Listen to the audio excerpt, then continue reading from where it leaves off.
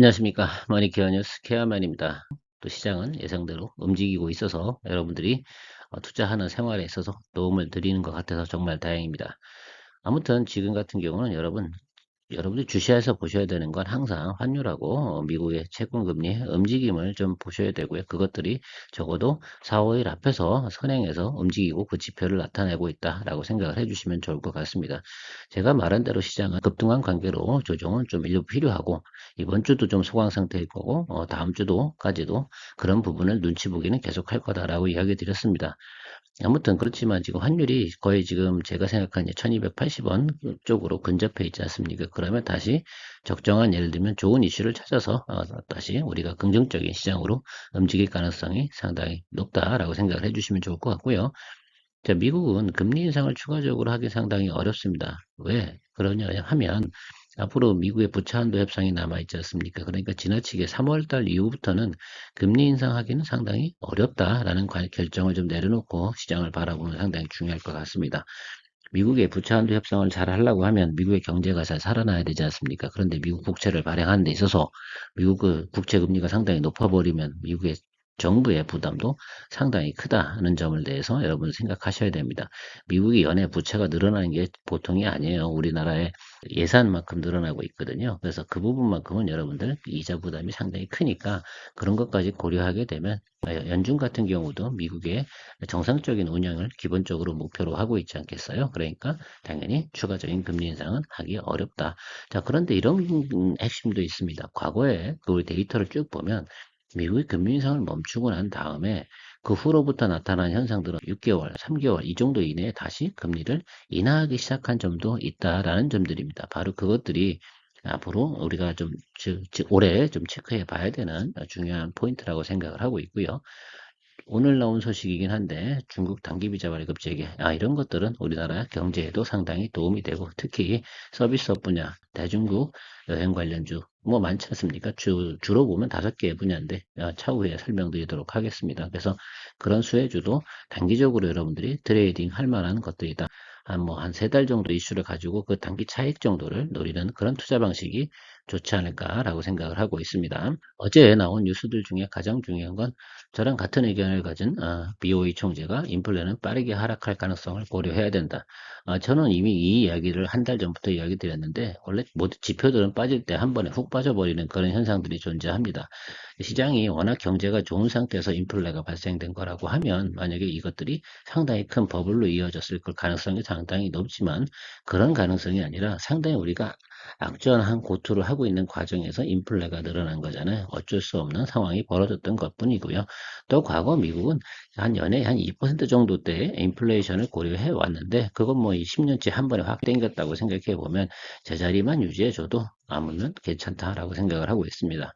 결국은 미국 신규 수당 청구권이 예를 들면 어떻게 나오냐 이런 부분이 종류가 중요한 것 같아요. 어제 내용을 좀 분석해 보니까 좀 예를 들면 고소득자들 같은 경우는 예를 들면 레이오프가 많이 되고 있고 실업수당 청구가 많이 늘어난 거고요.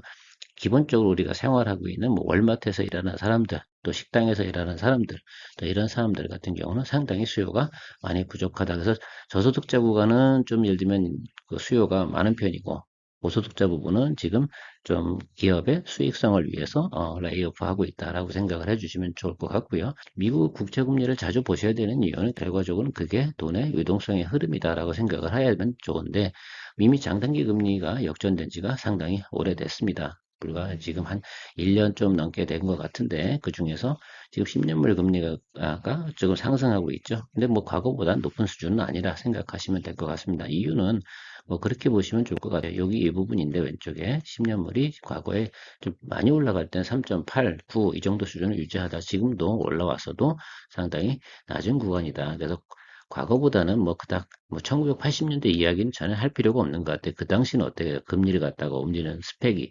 어마어마하게 높았지 않습니까? 지금처럼 뭐 0.5, 0.75 이렇게 올린 게 아니잖아요. 하루에 그냥 올린 폭이 제가 몇 퍼센트인지 기억이 안 나는데 거의 한 7, 8% 정도 올렸던 것으로 알고 있습니다. 그 당시 데이터 한번 찾아보시면 그거하고는 비교할 문은 아니다. 그래서 최근의 상황으로 보면 뭐 1%까지 벌어졌다가 지금 한 0. 지금 뭐 0.8 정도밖에 안 되네요. 뭐 이 정도면 뭐 무난하다라고 생각을 합니다. 데이터 보다 보면 가끔가다 헷갈릴 때가 있고 그렇습니다만 아무튼 이렇게 어, 장단기 금리 차가 역전 상태에서 그 갭이 벌어진 이 부분들이 문제다. 제가 요즘 보고 있지 않습니까? 0.6까지 근접했었어요. 그 장단기 금리 차이가. 그런데 지금 다시 0.8 정도 수준으로 스펙이 좀 스프레드가 좀 벌어진 거죠. 이런 과정에서 근데 이것들을 갖다 먼저 알 수 있는 표가 다음 장에 나옵니다. 그래서 여러분들 투자할 때 왜 조정을 받는지 이런 것들에 대해서 한번 설명드리도록 하겠습니다. 2월 1일 날 되자마자 움직이기 시작했고요. 환율도 어때요? 비슷한 시기입니다. 환율이 좀 더 먼저 움직였습니다. 이 눈치가 상당히 빠르죠. 환쟁이들이 원래 조금 눈치가 더 빠릅니다.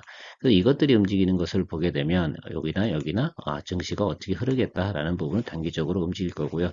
그럼 여기 이 부분이 어떻게 되겠어요? 앞으로 좀 하락하는 부분이나 꺾이는 부분이 나타나기 시작을 하면 다시 증시는 원활하게 돌아가는 과정이 나온다. 그래서 요 과간 동안은 어떻다? 증시는 좀 조정을 받는 거죠. 유동성이 줄어드는 거니까. 사실 채권 시장에서 이렇게 생각을 해주시면 좋을 것 같아요. 1% 이자가 있는데 0.25가 빠서 0.75가 됐어요. 근데 1.25가 됐어요. 그럼 25% 움직인 겁니다. 상당히 큰 거라고 생각을 해주셔야 되고 그런 속에서 예를 들면 채권 투자자들 같은 경우도 수익을 나타내는 거죠. 그래서 사실 채권 투자에다 거기다 레버리지까지 걸어버리면 어마어마한 예를 들면 포지션이 움직인다는 사실을 여러분들이 좀 참고해 주시면 좋을 것 같아요.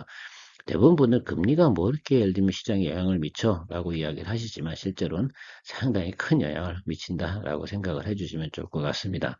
반대로 보면 지금 뭐 독일이나 한국 이런 데는 그렇게 예를 들면 국채 금리들이 많이 움직이고 있지는 않습니다. 오히려 떨어지면 떨어졌죠. 그래서 이머징 쪽 같은 경우는 증시 자금들이 많이 빠져나갈 이유가 별로 없다라는 결론이 납니다. 환율이 쌀 때 많이 들어왔잖아요, 돈이. 근데 굳이 예를 들면 지금 예를 들면 환율이 많이 올라가서 지금 원화로다가 달러를 갖다가 바꿔서 나갈 이유는 없지 않습니까? 그러면 언제쯤 나가냐? 다음번 달러의 약세가 초래되는 구간이 돼서 그 정점에 이르는 구간에는 상당히 많은 거기에 매도가 나올 거다. 거기다가 증시 차익까지 노리면서 갈 거다. 지금 이머징 마켓에 외국인들이 들어온 돈들은 그런 패턴으로 움직일 것이다라는 겁니다. 그래서 다음번에 예를 들면 환율이 다시 1210원 전후해서 가게 되면 그때는 저는 어, 제가 가지고 있는 웬만한 예를 들면 주식들은 매도할 겁니다. 물론 한국가스공사 같은 종목들 같은 경우는 매도하지 않겠죠. 그거는 목적이 다르니까.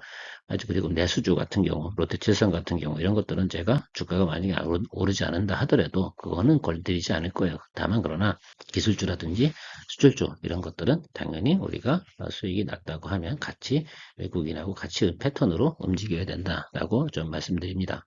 S&P 500은 5천에서 3,200p 간다 이렇게 얘기를 하는데 이 말도 맞는 말이에요. 하방으로는 거기까지 열려 있고 상방으로는 그 정도 열려 있는데 그 이유는 그런 겁니다. 바로 위에 부채 한도 협상 과정에서 어떤 패턴으로 움직여 이게 꽤 오랫동안 예를 들면 질질 끌잖아요. 협상이 안 되고 2개월, 3개월 가버리잖아요.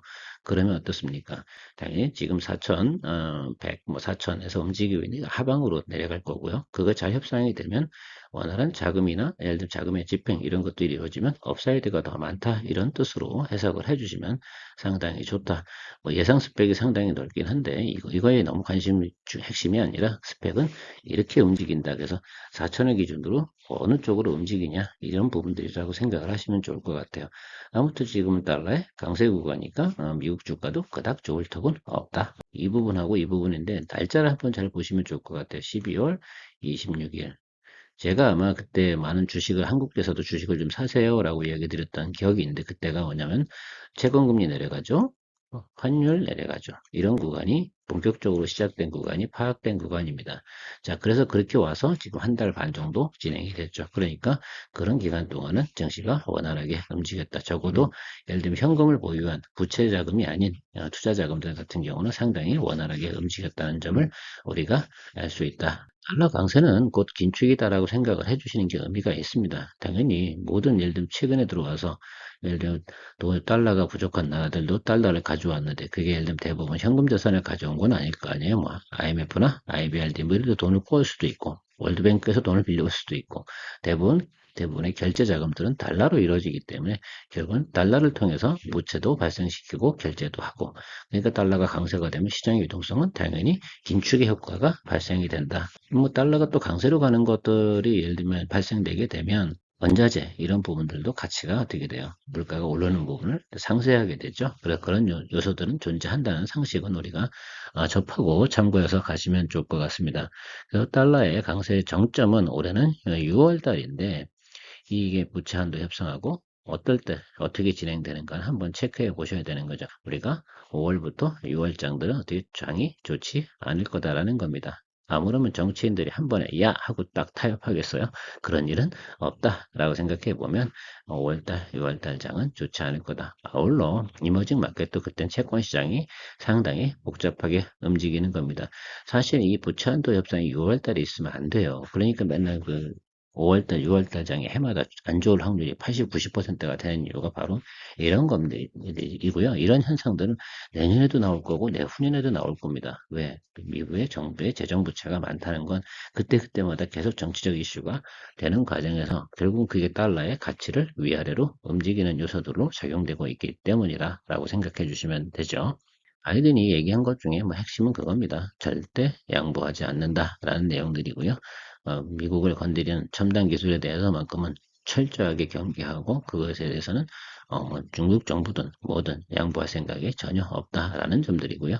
다만 우리의 이익을 위해서 협조를 하면 뭐 우리 뭐 긍정적으로 본다 이런 말들을 했는데 뭐 이런 말들은 당연히 정치인으로서 이야기하는 것이다라고 생각을 하지만 좀 우주 항공 분야도 마찬가지잖아요. 중국은 좀 힘이 모질라고 돈이 모질라니까 어때요? 러시아하고 합작해서 우주정거장 만들고 달을 가고 이런 것들을 노력하지만 미국은 혼자 홀로서 지금 그런 노력들을 다 해결해 나가야 되는 그런 점도 있지 않습니까? 그래서 여러 가지 부분에서 미국과 중국, 러시아 이렇게 해서 경쟁을 해 나가는 시대는 앞으로 계속될 것 같다라는 생각을 좀 가지고 있고요.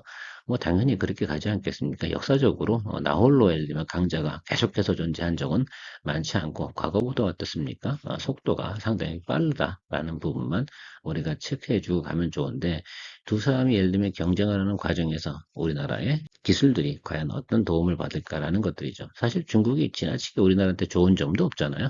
걔들은 가져가면 다 뺏어가요. 그게 지난 한 2000년 동안 있었던 역사 아니겠습니까?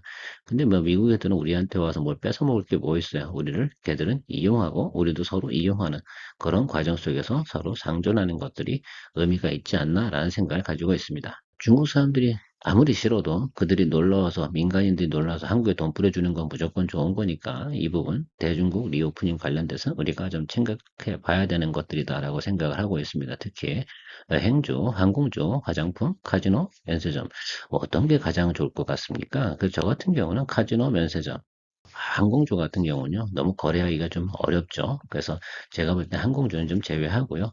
여행주라고 해봤자 뭐 대부분 뭐 그런 거 아니에요. 모두 투어하고 하나 투어 이런 것들인데 이런 것들은 여러분들께서 알아서 잘 해주시면 될 것 같고 뭐 아주 눈에 보이게 뻔한 것들은 카지노와 면세점주가 저는 훨씬 더 용이하고 그동안 가장 적자가 심했던 거 그게 면세점주입니다. 그게 흑자 전환만 돼도 레벨업하는 과정들은 반드시 존재하게 된다라는 점을 좀 참고해 주시면 좋을 것 같고요. 그런 점에서 여러분들께서 많이 예를 들면 단기적으로 좀 보셔야 된다. 이게 예를 들면 뭐 6개월, 예를 들면 1년 동안 보여야 되는 게 아니라 과거에 예를 들면 저점에서 회복하는 과정, 흑자 전환하는 과정까지 줄기는 그 정도면 주가는 다 올라오고 그다음부터는 반드시 조정이 온다. 이건 과거 사례에서 여러 번 나타난 일이기 때문에 굳이 데이터까지 끌어들여서 설명할 이유는 없을 것 같습니다. 이 정도는 암기사항이기 때문이죠. 자, 그래서 여러분 카지노와 면세점주에 대해서 관심을 많이 가져주시면 좋겠다라는 생각을 하고 다만 주가가 우리가 원하는 목표가까지 도달이 되고 목표가를 설정을 잘해야 된다는 얘기입니다. 설정해 놓고 거기에 도달되면 그때 뒤도 보지 말고 수익 실현 해 나가는 그런 중국 관련 리오프닝 주식 투자를 하시면 좋을 것 같다라는 의견을 드리고 주말 좋은 주말 되시고요. 저는 늘 여러분들을 위해서 좋은 정보를 만들기 위해서 노력하도록 하겠습니다. 여러분들의 구독, 좋아요가 제게 큰 힘이 됩니다. 감사합니다.